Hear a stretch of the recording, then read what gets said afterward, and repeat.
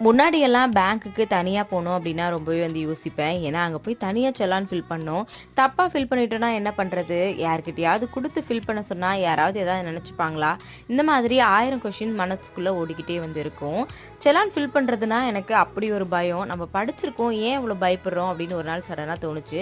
அதுல என்னதான் இருந்துற போது? நம்மளே தான் ஃபில் பண்ணுவோமே! ஒரு தடவ தப்பாச்சு அப்படின்னா, மறுபடியும் இன்னொரு தடவ வாங்கி ஃபில் பண்ணிக்கலாம் அப்படின்னு சொல்லிட்டு ஒரு நாள் நானே வாங்கி ஃபில் பண்ண ஆரம்பிச்சேன்.